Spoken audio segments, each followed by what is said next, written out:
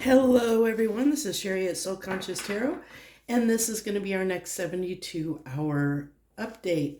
So let's go ahead and dive right in and see what might come up over the next 72 hours. Please keep in mind this is a journal message and we're all on different timelines. So if this is not your current timeline, please check out my other 72-hour readings to see what title draws you in, and that might be where you are, where your collective is. So let's go ahead and dive right in. To start out, we have inspiration. I'm going to read this out of the book. This is a friend of mine, Laura Tempest Zarkov. She created this deck, and I'm still getting used to it. I just got a copy from her, and I'm still getting used to. I haven't got everything memorized out of the book. So let me see if I can find. Where are you? Where are you? Where are you? Inspiration.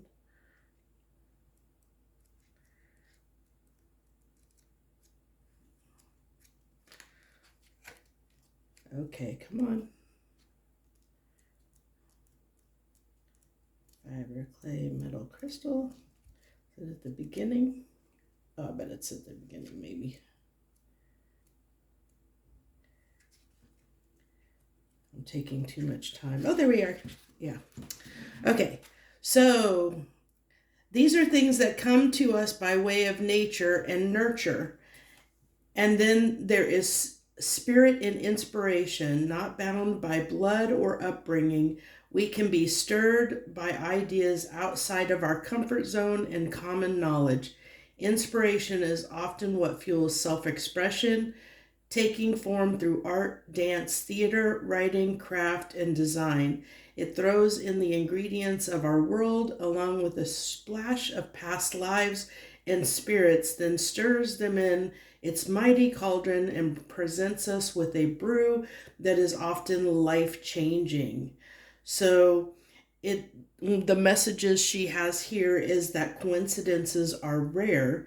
More often than not, the universe is sending us a message. Pay attention to patterns, to the pattern that is being created to catch your eye and grab hold of the thread. There is great potential and opportunity ahead for you. Be more open to experimentation. We must allow for change, for deviation from the performed ideas that we have in our head. While the ideas you are considering may seem incomplete and too ethereal to have an impact, pay them heed. It's all right to be unsure of where things are going. Enjoy the moment. I love this deck, by the way. And the write-ups that's why I read the write-ups in them, because she does a wonderful job. So all this is about creativity, being ready for change, paying attention to the signs that spirit are giving you. You know, those things that catch your eye out of the ordinary, that nothing is coincidence. There's a reason things are happening around you. Let's get a shaman's dream card to go with that inspiration. Give me one card. That's Shaman's Dream Oracle deck.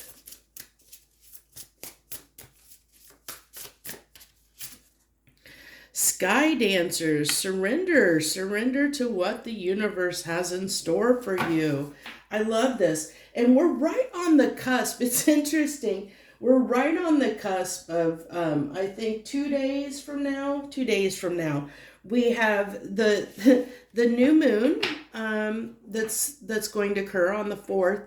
And the same day, Mercury goes into retrograde in Virgo. And what's interesting about this Mercury retrograde is half of it is in the sign of Virgo and half of it is in the sign of Leo. So we start out in Virgo, and Virgo is all about, while it's in that sign, it's going to be the Mercury retrograde. It's going to be all about, kind of examining our stability and security in our life, kind of looking at those things and like trying to improve things that have to do with our home and health and things like that. And then when it switches, I think on the 14th, August 14th, into the sign of Leo, we're going to switch almost from the external to the internal. So that's kind of it'll be an interesting month for sure. So on this inspiration card, we have the Seven of Pentacles, which is all about investing in things, beginning things, new beginnings, which is perfect considering this next 72 hours, if you're watching it at the time it airs. Oh, look at that, the Ace of Swords. I love this. So if you're watching this at the time it airs, that's when, this new moon is on the 4th, and Mercury retrograde, which is why, I'm bringing those up, because it falls in the 72 hours. New moon energy is always about setting your intentions. It's that lunar cycle where you set your intentions on the new moon, and you hope that what the intentions that you set on the new moon will come to fruition on the full moon. Same thing. It's similar to when you set New Year's resolutions, and then you hope over the year you're gonna, those New Year's resolutions are going to come to pass over the year. But this is just on a smaller micro scale. We do it month to month. You can do it and set small goals. But this is falling on a Mercury retrograde as well. In the sign of Virgo. Then it's not only it's about talking about setting intentions when it comes to our home and health and environment. So this is getting clear. We have, getting clear, clearing the air, the sword of truth, the Ace of Swords, clearing the air, clearing the confusion, getting to the heart of the matter, knowing what it is that we need to invest in going forward. Okay, so it's really taking the time. This next few days is a good time to really examine your life, your external life, and maybe do some readjustments, set some goals to work toward over the next 30 days when it comes to things that you feel might need to change when it comes to your home environment, maybe your work environment, your health, things like that.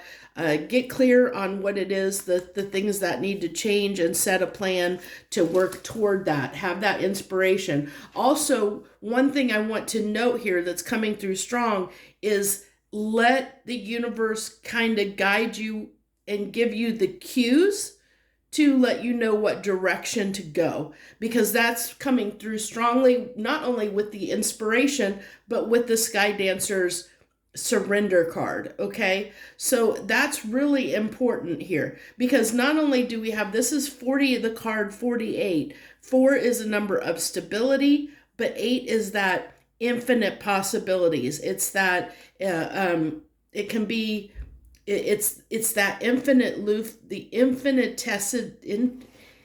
How do I say that word? I think I was creating a new word, infinitesity.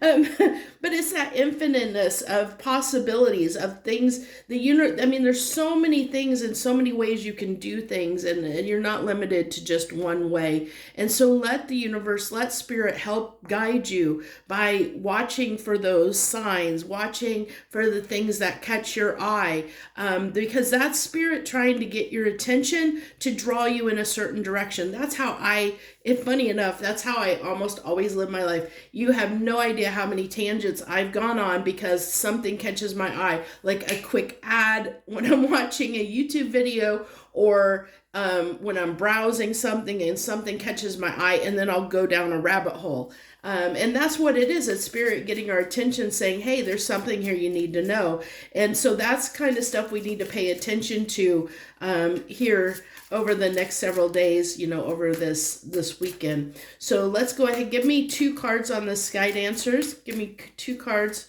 to clarify the Sky Dancers. We have the sun. Awesome. Look at that. And that big old, that looks like it's a sun. It's a planet, but it looks like the sun. The sun. So our sun, and that's funny because that's the Leo card, and I talked about Mercury retrograde toward the middle of the month on the 14th. I think it goes into the sign of Leo.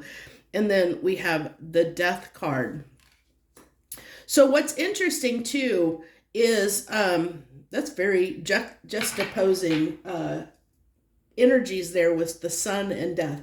But we'll get into that in a second. But one of the things I wanted to mention is it's funny how with this Mercury retrograde, it actually starts on the starts on the new moon on the 4th, and it actually goes through until, goes through the full moon. So it goes through the whole lunar cycle, because the full moon starts on the 19th of August, and the Mercury retrograde goes until the 28th of August. So it's almost the entire month of August that it encompasses, and it encompasses this entire lunar cycle from new moon to full moon. So it's really interesting that we not only do we have that energy, but the Mercury retrograde, the energy of it shifts signs in the middle of it right prior to the full moon.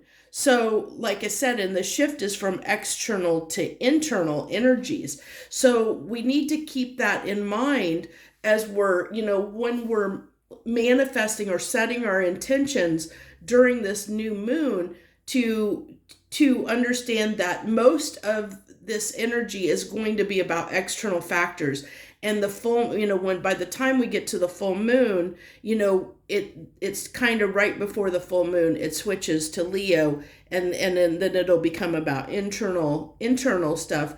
But we're at that point, we're at the full moon. So that tells me that our focus really needs to be on more that our external life around us and what we can affect or change within that. So let's get into the sun and the death card here. So what I get here is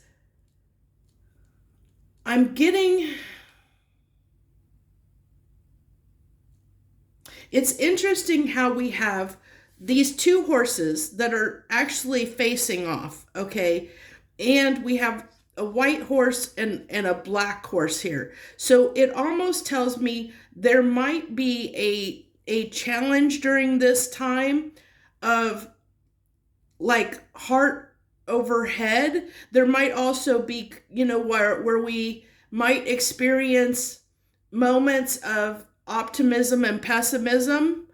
Is what's coming through here, and this is like that yin yang. It's like it's opposite. So it definitely is that duality that's coming through here, that strong, where we might have this kind of roller coaster going on, where we might get pulled in one way and then get pulled in another, or as I said, like optimism and pessimism, where some days we feel like we can do it and other days we just want to give up. That's what's coming through with these two cards, is that duality, that juxtaposition between the two, like night and day. It's going to be like, there's going to be days where we're going to have, where we're going to feel optimistic and we're going to feel like we got confidence and we feel like we can accomplish something. And then there's going to be these darker days where where we might be on the opposite end of the spectrum there, and feeling like, we're struggling, to get through. And that kind of energy kind of has to happen, because when we're in that kind of roller coaster, we go through that roller coaster when we are trying to change something, because change is never easy. And so that the fact that change, can be challenging at times, that's where we doubt ourselves. We have those days where I can do this, and then we fall back to old patterns, and that's all that's coming through. Is that's why that's why there's this surrender. This is highlighting or clarifying the surrender card, because we need to just surrender to what's going to be, just let things unfold, trust that they're going to unfold the way they're meant to. And that can be very hard. It can be very, very hard to trust the universe and allow it to just things to unfold however they're meant to unfold. as going back to the inspiration card, there's that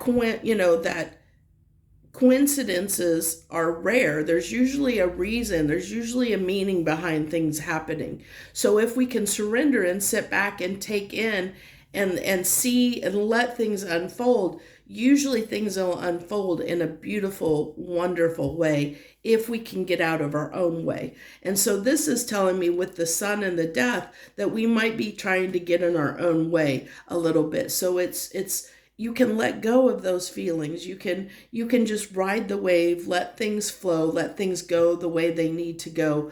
Pay attention to anything that might catch your eye out of the ordinary, people that come into your life that you have conversations with, because that may end up being important down the line. You never know what can happen. So just let things unfold. So, I mean, this is beautiful energy I feel like we have over the next 72 hours as we go into this new moon period. It really is just let things go, surrender, let things unfold, let things come up that want to come up, whatever those feelings are, just feel them and release them. Feel them and then release them. If you get moments where you have doubts, where you have fears, take a deep breath and just, let yourself know this too shall pass. It's just in this moment. I'm only feeling this in the moment, and it'll pass soon. And just let things unfold. It's a beautiful energy because it's really an energy that's coming through strongly of co-creating with the universe. And this is how we co-create with the universe. It really is about surrendering, putting our intention out there and surrendering to spirit, surrendering to the universe, that everything is going to happen the way it's meant to happen.